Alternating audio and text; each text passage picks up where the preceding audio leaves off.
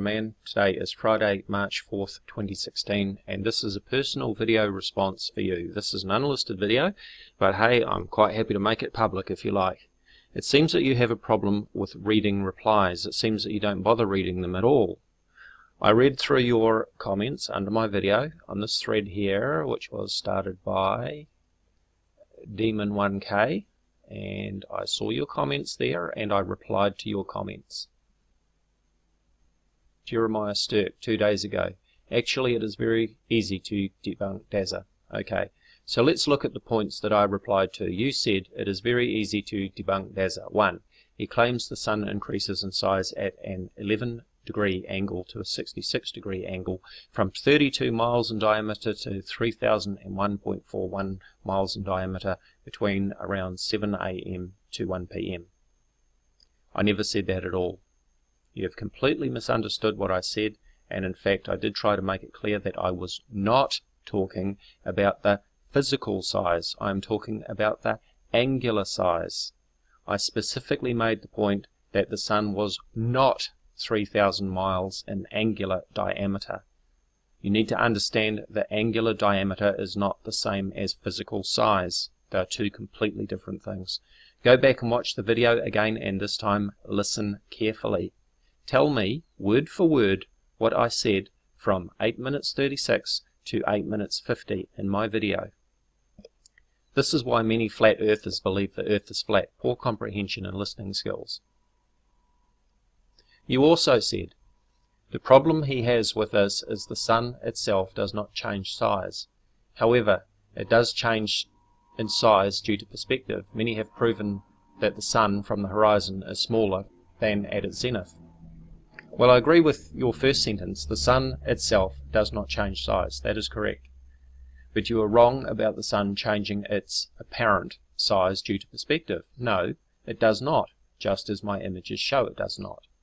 The videos you posted, which I did look at, do not use a solar filter, as I did, to reveal the actual disk of the Sun. What we are looking at in those videos is not the disk of the Sun, but the glare of the Sun, which reduces as the Sun gets lower in the sky and we're viewing it through more atmosphere than when it is higher in the sky. To measure the angular size of the Sun's disk, a solar filter must be used to remove the glare which is scattering the bright sunlight through the atmosphere. Also, the video must be shown at a constant level of zoom when actually measuring the angular size. It constantly amazes me how stupid flat earthers are that they can't even get the basics right. So let's scroll down and we can see another comment from you, Jeremiah Sturk. Hey Mr. D, take a look at this footage. I bet you are familiar with this stuff. In fact, maybe you are helping the dark side. No, I'm sure of it, and you post a link there. My response there to your comment, you already know what you said, so I don't need to read it back to you. I've already reposted the comment that I posted earlier, so there's that one there. So my latest reply to you was, further, you asked, why would you start filming at 7:44 AM at 11 degrees when you could have been honest and filmed from the horizon? My answer, I started filming at 7:44 AM because that is when I went outside with my camera and started filming.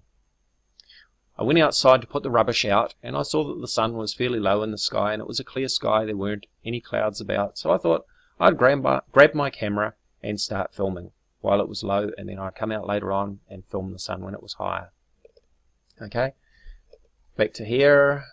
I can't see the eastern horizon, sea level, from my location, and I have hills and buildings and trees to my east.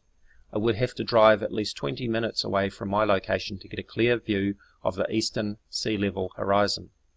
Also, there is a mountain range to my western horizon, in case I wanted to film the Sun setting.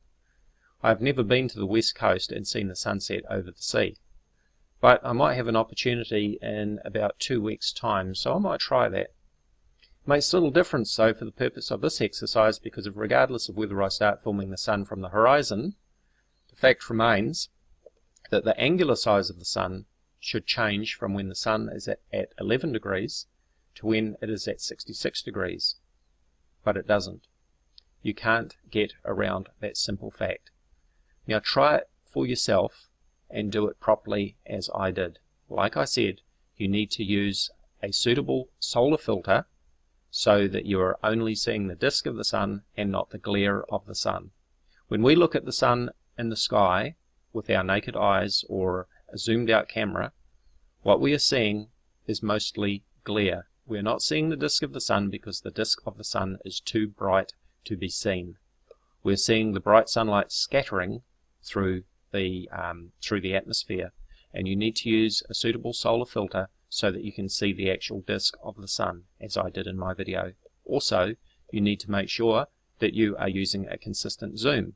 There's no point zooming in and zooming out and taking measurements at random zoom levels, because they're not going to be consistent and they're going to give a misleading indication of the angular size, which is exactly why I zoomed right in on my videos so that I had maximum zoom and the zoom would be consistent. Now, I cannot display the on-screen data on the video camera within the video unless I record the output of the video camera into another video recorder. And I am actually looking at doing another video where I do that so that people can see the on-screen data. In fact, I plan to do a video where I make a guide to show what you need to do this properly. Now, before I finish this video, I'm going to open up a couple of pictures in my Facebook page for you to look at, where I show a comparison of the sun with and without the glare removed. Okay, here are the pictures in an album on my Facebook page. I'll provide a link in the description area so that you can check these for yourself. So first of all, here is an image of the sun. This is looking towards the west, so the sun is low in the sky soon before the sun was going to set. Here are two pictures I took of the sun from New Zealand at 0420 UTC, which was 5:20 PM New Zealand time on Friday 29th of March 2013. Okay, so you can see how big the sun appears to be with all its glare, but it looks a lot smaller with all the glare removed using a suitable filter. Alright, so let's step to the next photo where I use the filter. So this is a welding lens. This is I think a number 12 welding lens, and that is the disk of the sun. That is how tiny the disk of the sun is when you remove all of the glare. The disk of the sun is only half of 1 degree across an angular size. Remember, we're talking about angular size, not physical size. Angular size has nothing to do with physical size, except when you're trying to make a calculation of what an angular size should be, then you need to know the physical size at a certain distance to do the calculation. So let's flick backwards and forwards between those two photos just so that you've got a comparison of what the sun looks like in the sky. With all of its glare, it looks huge. It looks massive in the sky. This is what we are used to looking at in the sky, because most people don't carry around a filter in their pocket so that they can have a look at how big the sun actually is. Okay, here is a side-by-side comparison of the two. So to do a proper angular size analysis, you must use a suitable solar filter such as a welding lens, or you could get some proper beta solar filter material and put that over the front of your camera. Okay. The other thing that you must do is zoom right in so that you have a consistent zoom and so that the sun's disk is always the same size in your video.